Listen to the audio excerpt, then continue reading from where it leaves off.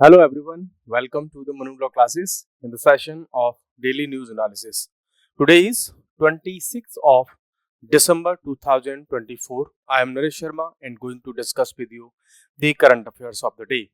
And first of all, we are going to have some questions based on the previous day session. Last session में हमने discuss किया था run उत्सव के regarding में जो रन फेस्टिवल होता है गुजरात में उसके रिगार्डिंग में हमने डिस्कस किया था। अच्छा, आज 26 दिसंबर है। तो एमसीक्यूज पर चलने से पहले मैं आपको थोड़ा सा बता दूं कि अब इंडिया में 26 दिसंबर को मनाया जाता है वीर बाल दिवस। वीर बाल दिवस मीन्स जो ब्रेव चिल्ड्रन होते हैं उनके लिए, और ये मनाया जाता है को मेमोरेट करने के लिए। किसको? ये हम को मेमोरेट करते हैं गुरु गोविंद सिंह जी के दो बेटे थे, उनको औरंगजेब ने आज ही के दिन 1705 में 705 में उनको ईंटों की ब्रिक्स की वॉल में जिंदा चुनवा दिया था, उनको मरवा दिया था। क्यों? क्योंकि उन्होंने इस्लाम एक्सेप्ट करने से मना कर दिया था।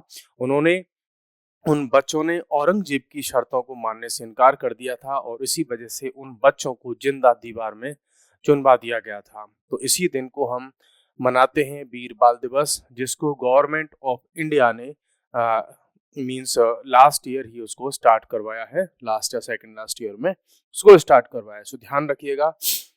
और वीर बाल दिवस पर बहुत सारे ऐसे ब्रेव चिल्ड्रन को बहुत सारे अवार्ड्स भी मिलते हैं और आगे भी कंटिन्यू रहेंगे ये। तो ये तो एक आज के लिए इम्पोर्टेंट डे के रिगार्डिंग में कुछ न्यूज हो गया।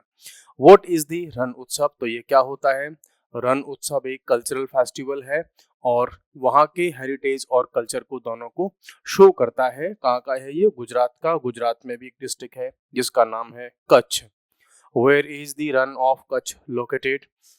तो रन ऑफ कच्छ की लोकेशन की बात करेंगे आप तो कच्छ डिस्ट्रिक्ट है गुजरात का, वहां पर इसकी लोकेशन है। नेक्स्ट क्वेश्चन देखते हैं। Which of the following is a geographical feature of the great Rann of Kutch? आप सबको पता है कि little Rann of Kutch and great Rann of Kutch, there are two different Kutch region है। तो इसका जो एक बेसिक फीचर वो ये है कि ये अरबियन सी से कनेक्टेड है और उसको कनेक्ट करती है कोरी क्रीक। ठीक है, तो इसके द्वारा अरबियन सी का पानी यहाँ तक पहुंच जाता है इस क्रीक के थ्रू। और नेक्स्ट हमारे पास क्वेश्चन है which endangered species is found in the little Rann of Kutch?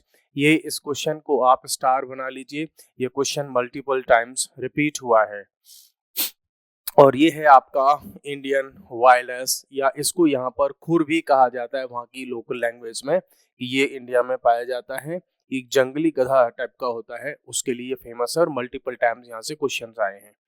Next question है which empire historically ruled over Rann of Kutch? तो रन ऑफ कच्छ तक जो गुप्त एम्पायर था और मौर्य एम्पायर था, दोनों की ही सीमाएं, दोनों का ही एक्सटेंशन वहां तक हुआ करता था। कौन? गुप्त एम्पायर और मौर्य एम्पायर। एक चीज और जान लीजिए कि हमारा जो एंशियंट टाइम है, एंशियंट हिस्ट्री है, उसमें जो गुप्त एम्पायर था, उस गुप्त एम्पायर को इंडियन एंशियंट टाइम का गोल्डन पीरियड कहा जाता है। बहुत ज्यादा इस समय पर आर्ट, कल्चर, इकोनॉमी सबका डेवलपमेंट हुआ, इसीलिए गुप्ता पीरियड को गोल्डन पीरियड कहा जाता है। What is the primary climate feature of the Rann of Kutch during summer? तो समर में यहाँ का जो टेम्परेचर का जो क्लाइमेट है वो 44 डिग्री के आसपास तक तो नॉर्मल रहता है यहाँ पे। बाकी यहाँ का टेम्परेचर 50 डिग्री तक जाता है और सर्दियों में तो जीरो से भी माइनस में यहाँ का टेम्परेचर चला जाता है। कई बार नाइट में भी आपको 0 डिग्री के आसपास तक टेम्परेचर जो है चला जाएगा थार डेजर्ट में अगर आप जाएंगे तो। What is the ecological significance of the Rann of Kutch? तो देखो, कोई भी ऐसा रन ऑफ कच्छ या हम कहूँ थोड़ा मार्शी लैंड कहीं पर भी होगा तो उसका बेसिक फीचर ये होगा कि वहाँ का यूनिक इकोसिस्टम होगा और supporting diverse wild life and vegetation, वहाँ पर डिफरेंट काइंड की आपको मिलेगी और इसके लिए ये फेमस है। नेक्स्ट क्वेश्चन पर हम चलते हैं। What is the primary purpose of green deposits? In the last day session we also discussed about the green deposits. और ग्रीन डिपॉजिट जो होते हैं वो एनवायरनमेंट फ्रेंडली जो जितने भी प्रोजेक्ट्स होते हैं या सस्टेनेबल डेवलपमेंट के लिए जो प्रोजेक्ट्स होते हैं, ग्रीन प्रोजेक्ट्स होते हैं, उनको सपोर्ट करने के लिए फंडिंग होती है ग्रीन प्रोजेक्ट इसके ग्रीन डिपॉजिट्स के थ्रू। तो ये एक फाइनेंशियल मैकेनिज्म है जिसमें जो फाइनेंशियल इंस्टीट्यूशंस होते हैं वो लोन या फाइनेंस प्रोवाइड कराते हैं ऐसे इंस्टीट्यूशंस को जो सस्टेनेबल डेवलपमेंट या क्लाइमेट चेंज के फेवर में जो है काम करें, ऐसी प्रॉब्लम से जूझने जो है फाइट करने के लिए। In which currency are green deposits denominated. So in currencies का जो डिनोमिनेशन होता है वो इंडियन रुपीज में होता है, और इंडियन रुपीज में इसलिए होता है क्योंकि इंडिया ने इनको जो है आरबीआई इसको लेकर के सारा का सारा एज अथॉरिटी वर्क करती है। विच of the following is not a type of project funded by green deposits. So green deposit किसको फंड नहीं करेगा? रिन्यूएबल एनर्जी को करेगा, क्लाइमेट चेंज एडेप्टेशन प्रोजेक्ट को करेगा, डेवलपमेंट ऑफ ग्रीन बिल्डिंग्स को करेगा, construction of new shopping malls. No, इस टाइप की बिल्डिंग्स को, ऐसे प्रोजेक्ट्स को ये सपोर्ट नहीं करता।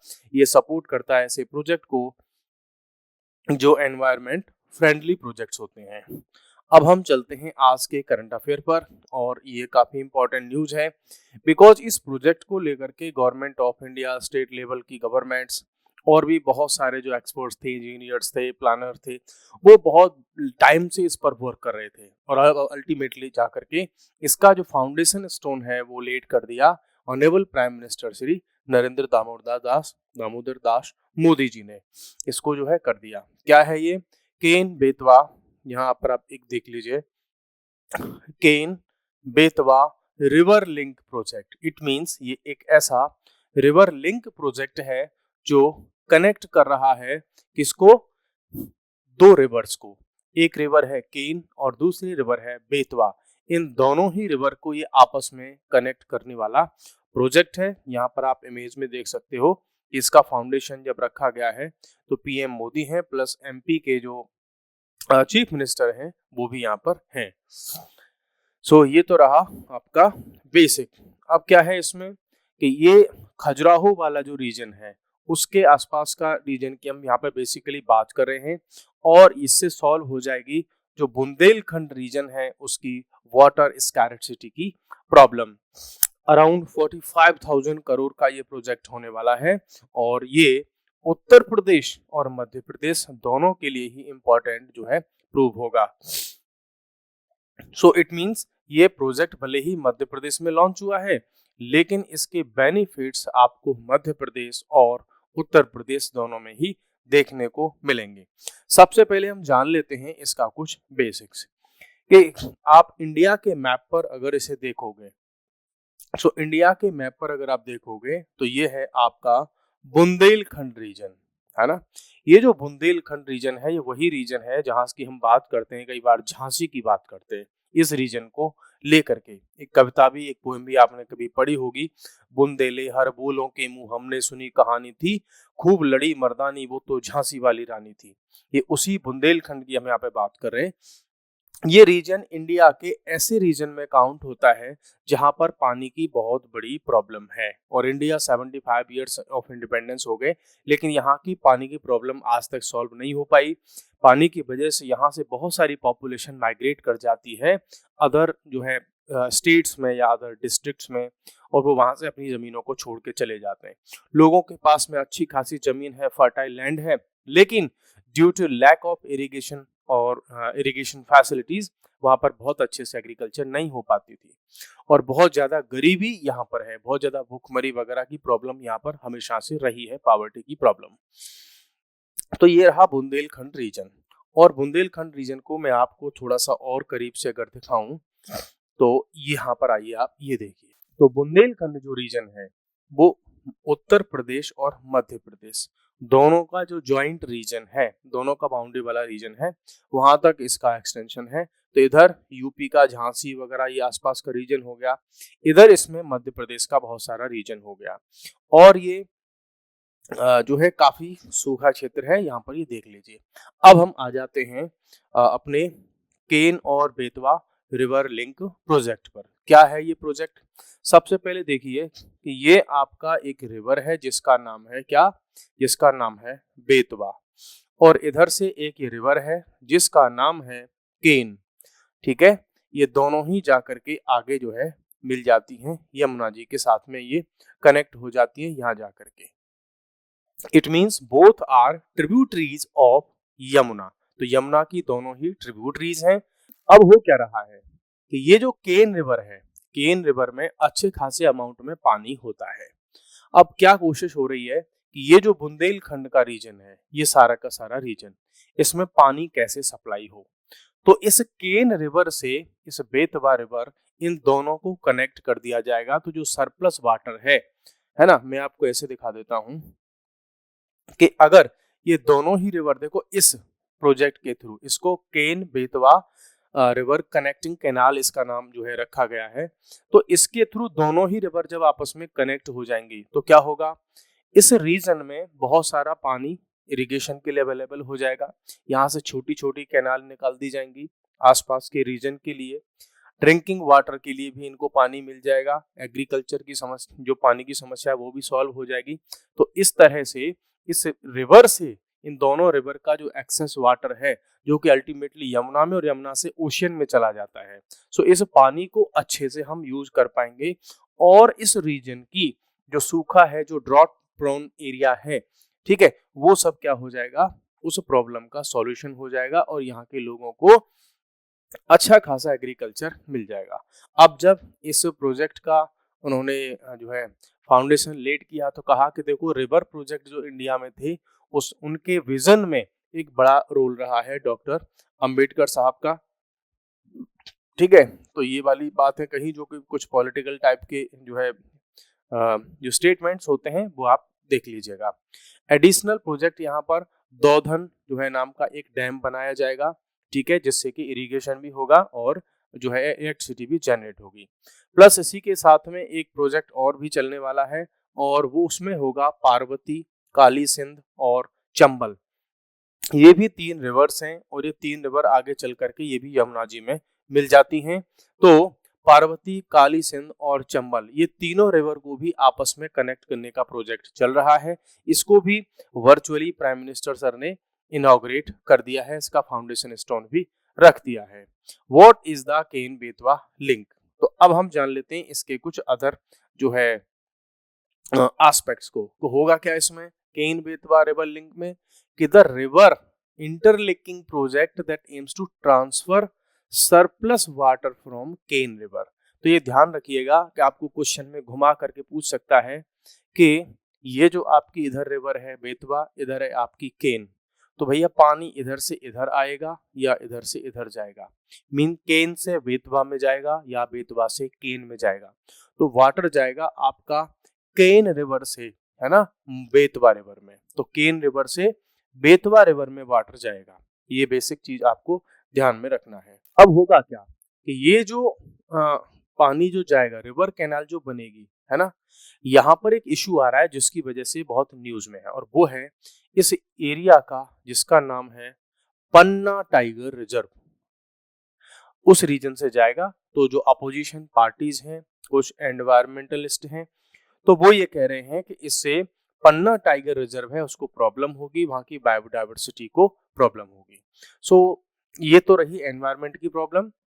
बाकी प्राइम मिनिस्टर सर ने भी इस पर अपना एक स्टेटमेंट दिया है कि हम इस तरह से अपने इस प्रोजेक्ट को डिजाइन करेंगे कि बायोडाइवर्सिटी को, पन्ना टाइगर रिजर्व को कोई प्रॉब्लम ना हो। अब आ जाते हैं, क्योंकि दोनों ही रिवर न्यूज में हैं, सो लेट्स हैव सम की पॉइंट्स रिगार्डिंग बोथ रिवर्स, केन और बेतवा।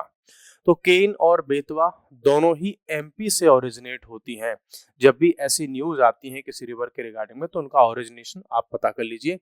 तो एमपी से ओरिजिनेट होती हैं, दोनों ही ट्रिब्यूटरी है किसकी, यमुना की। Ken meets with Yamuna in Banda district, Yamuna से मिल जाती है बांदा डिस्ट्रिक्ट में केन। और बांदा डिस्ट्रिक्ट किसका है, यूपी का। With Betwa in Hamirpur district of UP, और ये केन रिवर जो है बेतवा के साथ में हमीरपुर में मिल जाती है। बाकी ये राजाघाट, परीचा और माता टीला, ये तीनों के तीनों फेमस डैम है इंडिया के, जो कि बेतवा रिवर पर बने हुए हैं। आप अगर प्रीवियस ईयर डिफरेंट एग्जाम्स के क्वेश्चंस को देखोगे तो इस परीचा और माता टीला, इन दोनों डैम्स का नेम कई बार पूछा गया है कि ये कौन सी रिवर पर हैं। तो ये क्वेश्चन ध्यान रखना है। Ken river passes through the Panna tiger reserve. तो केन रिवर जो है वो पन्ना टाइगर रिजर्व से जाती है। ये क्वेश्चन कई बार यूपीएससी ने, यूपीपीसीएस ने और एसएससी या और जो डिफरेंट एग्जाम्स में कई बार पूछा है कि पन्ना जो टाइगर रिजर्व है वो एक तो किस स्टेट में है। क्या आप बता सकते हैं मेरे को कमेंट में कि पन्ना टाइगर रिजर्व कौन से स्टेट में है। ठीक है, चलिए अब हम चलते हैं नेक्स्ट पर, वीर बाल दिवस। तो ये वीर बाल दिवस है, इसके बारे में थोड़े से फैक्ट जान लेते हैं जो कि हिस्टोरिकल पॉइंट ऑफ व्यू से इंपॉर्टेंट हो जाते हैं। तो आज ही के दिन 26 दिसंबर को वीर बाल दिवस मनाया जाता है। गुरु गोविंद सिंह जी के जो 4 बेटे थे उनकी डेथ को लेकर के, उनमें से 2 तो पहले ही उनकी डेथ हो रखी थी, वो भी औरंगजेब के अगेंस्ट शहीद हो गए थे वो, और बाकी जो 2 थे जिनके लिए हम 26 दिसंबर को मनाते हैं वीर बाल दिवस, वो दो बेटे थे उनके, है ना, उनको दीवार में जिंदा उनको चिनवा दिया गया था औरंगजेब के द्वारा। तो वो उसी दिन हम आज 26 दिसंबर को मनाते हैं वीर बाल दिवस। तो ये तो बेसिक हो गया उनका नाम। अगर जानना चाहें आप तो ये 2 बेटे कौन थे उनके, एक तो उनका साहिबजादा जोरावर सिंह और एक थे उनके साहिबजादा फतेह सिंह। ये 2 बेटे जिनको दीवार में जिंदा चुनवा दिया गया था और 9, 10, 11 साल के बच्चे थे उस समय पर। तो क्या इनकी एज रही होगी। इनके पिताजी थे गुरु गोविंद सिंह, है ना, और गुरु गोविंद सिंह जी ने भी बहुत लड़ाइयां लड़ी थी इन मुगलों के अगेंस्ट में, और बात की तो उनके जो है चारों बेटे जो है शहीद हो गए देश के लिए। वीर बाल दिवस observed on the same day, तो उसी दिन हम इसको मनाते हैं। ये कहानी है आपकी 1705 की। सो लेट्स हैव सम की पॉइंट रिगार्डिंग गुरु गोविंद सिंह जी। उनके रिगार्डिंग में भी आपको जानना बहुत जरूरी है। हम अपने हिस्ट्री में, अपने इतिहास में अगर अपने वीर महापुरुषों को नहीं जानेंगे तो कैसे पता होगा कि हमारे देश के लिए कितने लोगों ने अपनी कुर्बानियां दी हैं। तो गुरु गोविंद सिंह, उनका जब जन्म हुआ तो उनका नाम था गोविंद राय, और वो बने सिख धर्म के 10वें गुरु। ठीक है, वो एक स्पिरिचुअल लीडर भी थे, वॉरियर थे, योद्धा थे, पोएट थे, फिलोसोफर थे, है ना, और वो बेटे थे गुरु तेग बहादुर जी के। ये गुरु तेग बहादुर जी ये थे, इनको भी मुगलों के अगेंस्ट में इन्होंने बहुत लड़ाइयां लड़ी और उसमें ये भी शहीद हो गए थे। ठीक है, इनके वर्क क्या क्या रहे गुरु गोविंद सिंह जी के। सबसे बड़ा इनका जो काम था वो था कि सिख कम्युनिटी को एक ऑर्गेनाइज्ड फॉर्म में लेकर के आना, और इन्होंने एक दल बनाया जिसका नाम था खालसा। कई बार आपने सुना होगा, मूवीज में देखा होगा, वाहे गुरु दा खालसा वाहे गुरु दी जी फतेह। तो वो इसी खालसा की बात होती है कि मींस एक प्रॉपर फाइटिंग सोल्जर्स का इन्होंने एक ग्रुप बनाया, एक आर्मी बनाई, उसी को कहा गया खालसा। कई बार यहाँ से हिस्ट्री में क्वेश्चंस आते हैं कि खालसा क्या है, किस रिलीजन से रिलेटेड है, तो सिख धर्म से। और इसको किसने बनाया था, इसको बनाया था गुरु गोविंद सिंह जी ने। और गुरु गोविंद सिंह जी ने ही सिख धर्म में 5 ककार दिए। क्या है ये 5 ककार, मीन्स 5 क से स्टार्ट होने वाली चीजें थी, और वो थे आपके ये 5। इनके बिना सिख अधूरे माने जाते हैं। नंबर 1 है आपका केश, लंबे लंबे बाल रखते हैं। कंघा, साथ में कंघी रखते हैं हेयर को सेट करने के लिए। कड़ा, हाथ में कड़ा पहनते हैं। और फिर होता है आपका कचेरा, एक जो है स्पेशल टाइप का, ऐसे समझो शॉर्ट टाइप का वियर होता है ना। और एक होता है आपका कृपान, जो आप जानते होंगे छोटा सा चाकू जैसा, तलवार जैसा होता है। इंडिया में जितनी भी हिंदू, सिख और इन सब की शादियां होती हैं तो जो दूल्हा हाथ में लेकर के या तो तलवार या कृपान रखता है वो उसी का प्रतीक है, तो वो भी उसी को बोलते हैं हम कृपान। तो ये तो हो गया आपका आज के न्यूज से रिलेटेड ये वाले पॉइंट्स। एक इंपॉर्टेंट न्यूज और है, और ये है जो है आर्ट एंड कल्चर से रिलेटेड। यहाँ से क्वेश्चन आते हैं कई बार, बुक्स एंड ऑथर्स उनके क्वेश्चन जो आते हैं वहां से लेकर के है। तो ये है सलमान रुश्दी की एक बुक जिसका नाम है दी सैटेनिक वर्सेस। अब ये इंडिया में अवेलेबल हो चुकी है। मैं तो आपको रिकमेंड करूंगा कि आपको टाइम मिले तो थोड़ा थोड़ा करके आप इसको पढ़िएगा। लास्ट 36 ईयर्स तक ये बुक इंडिया में बैन रही थी, इंडिया में ये अवेलेबल नहीं हुआ करती थी। अब दिल्ली हाई कोर्ट में इसका केस वेस चला और फाइनली इस पर ये हो गया कि अब ये बुक इंडिया में, इंडियन मार्केट में अवेलेबल रहेगी। अभी इसका जो प्राइस है उसको लेकर के काफी लोग ये कह रहे हैं कि यार बहुत महंगी है। 1999 की ये बुक है। नाम क्या है इसका, सैटेनिक वर्सेस, और लेखक हैं इसके सलमान रुश्दी। ठीक है, ये बहुत फेमस रही है ये बुक। और दिल्ली का एक बुक शॉप है जिसका नाम है, बुक सेलर जिसका नाम है बाहरी सन्स, बुक सेलर्स, इनके यहाँ पर ये बुक अवेलेबल हो चुकी है। आपको बस इतना बताना था कि इस बुक के ऑथर कौन है, क्योंकि ये काफ़ी फेमस रही थी, ग्लोबल लेवल पर इस पर कंट्रोवर्सी रही थी। इस बुक की लिखने की वजह पर इन पर बहुत सारे अटैक हुए। जो अभी आप इस इमेज को देखेंगे तो ये है मिस्टर सलमान रुश्दी। आप देख रहे होंगे कि इनकी एक आंख पर इन्होंने ब्लैक जो स्पेक्स लगा रखा है। क्यों? इसके पीछे रीजन है कि एक पर्सन ने इस बुक के अगेंस्ट में बोला तुमने ऐसी बुक क्यों लिखी, उसको लेकर के इन पर अटैक किया था और इनके आंख में चाकू मारा था। तो उनसे इनकी आंख हमेशा के लिए खत्म हो गई। आज इनके पास में केवल एक आंख बची है। तो इस बुक को लेकर के ये हमेशा फेमस रहे और बुक का नाम है सैटनिक वर्सेस। इंडिया में अभी अवेलेबल हो चुकी है। काफी फेमस बुक रही है, बहुत कुछ जानने को सीखने को आपको मिलेगा। नेक्स्ट है आपकी एक न्यूज और, पाकिस्तान एयर स्ट्राइक्स किल 46 इन अफगानिस्तान। जो ग्लोबल पॉलिटिक्स की जब बात होती है तो कई बार ये देखा जाता है कि कहाँ तो पाकिस्तान और अफगानिस्तान दोनों एक दूसरे के दोस्त हुआ करते थे, बिकॉज तालिबान को जन्म देने में पाकिस्तान का बहुत बड़ा रोल था। पाकिस्तान सोचता था कि तालिबान को हम बना देंगे तो वो अपना चेला बन करके रहेगा, हमारे हाथ की कठपुतली बनेगा। लेकिन अभी पाकिस्तान ने इधर अटैक किए हैं इस रीजन में और वहाँ पर बहुत सारे लोगों की डेथ हुई है। तो ये बार बार ये बता रहा है हमको कि पाकिस्तान और अफगानिस्तान के बॉर्डर वाले रीजन में पीस नहीं है। दोनों ही कंट्रीज के रिलेशंस बहुत अच्छे नहीं चल रहे हैं और पाकिस्तान अफगानिस्तान अगर इस रीजन में इश्यूज होंगे, इस रीजन में कन्फ्लिक्ट होंगे, वॉर होगा, तो ये इंडिया के लिए कतई ठीक नहीं होगा। तो इंडिया की नेबरहुड में अगर प्रॉब्लम्स होंगी, वहां पर पीस नहीं होगी, वहां पर वॉर होगा, तो डेवलपमेंट इंडिया का भी इससे इम्पैक्ट जो है नेगेटिवली इम्पैक्ट होगा और इंडिया का जो इन्वेस्टमेंट है अफगानिस्तान में और बहुत सारे रीजन्स में अफगानिस्तान के, वो भी इनसिक्योर हो जाएगा। तो हम ये कोशिश करते हैं, इंडियन पॉलिटिक्स हो या वर्ल्ड की पॉलिटिक्स हो, कि यार ये जो वॉर वगैरह है ये ना हो, स्पेशली वहां पर जहां पर अपना कोई इन्वेस्टमेंट हो, अपनी कंपनीज का इन्वेस्टमेंट हो। सो ये आप ध्यान रखिएगा। अब आपसे क्वेश्चन रख देता हूं मैं कि इंडिया ये जो पाकिस्तान और अफगानिस्तान दोनों के बॉर्डर का नेम क्या है, उस बॉर्डर लाइन का। जैसे इंडिया और चाइना के बॉर्डर का एक नेम है, इंडिया और पाकिस्तान के बॉर्डर का नेम है।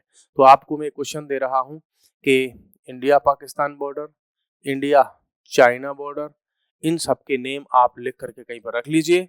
ये एक मल्टीपल टाइम्स रिपीट हुए क्वेश्चंस हैं, ठीक है। जैसे मैकमोहन लाइन है ना, या डूरंड लाइन। अब आपको मैं ये नहीं बताऊंगा ये किसके लिए है, वो आपको सर्च करके एक बार देख लेना है, मैप पर भी देख लीजिएगा। So guys, this was for today and we will meet again in another session with important questions and another important topics. So तब तक के लिए bye bye, take care, thank you very much.